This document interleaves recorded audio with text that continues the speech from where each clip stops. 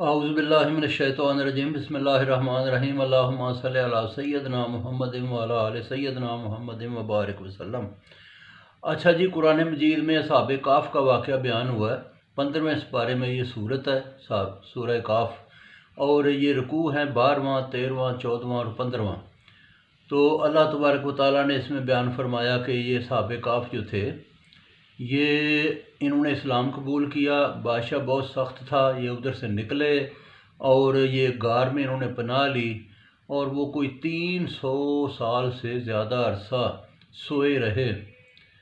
تو عام انسان جب سوچتا ہے تو کہتا ہے کہ جی بغیر کھائے پیے بندہ اتنی دیر کیسے زندہ رہ سکتا ہے؟ اللہ تبارک و تعالیٰ کی قدرتیں ہیں۔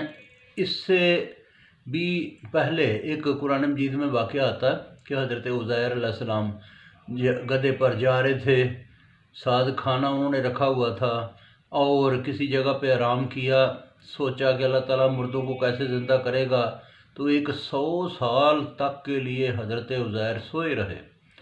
گدھا کی ہڈیاں بسیدہ ہو گئیں اور کھانا لیکن بالکل تازہ رہا۔ فرشتہ آیا 100 سال بعد، جب اٹھے انہوں نے کہا ہاں جی، کیا سوچا تھا کہ اللہ تعالیٰ مردوں کو کیسے زندہ کرے گا؟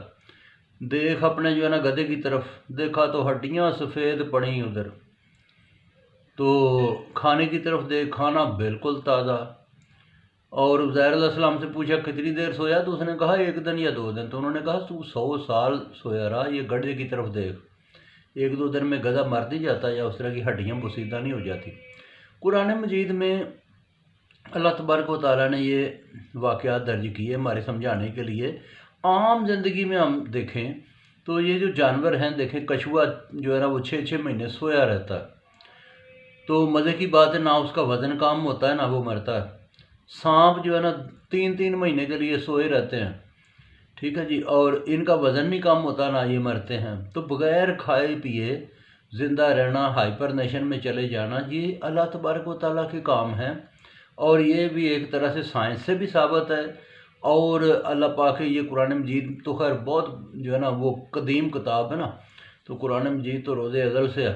تو بات یہ ہے کہ اللہ تبارک و تعالیٰ جس طرح سے چاہے انسان کو زندہ رکھ سکتا ہے بغیر کھائے پیے۔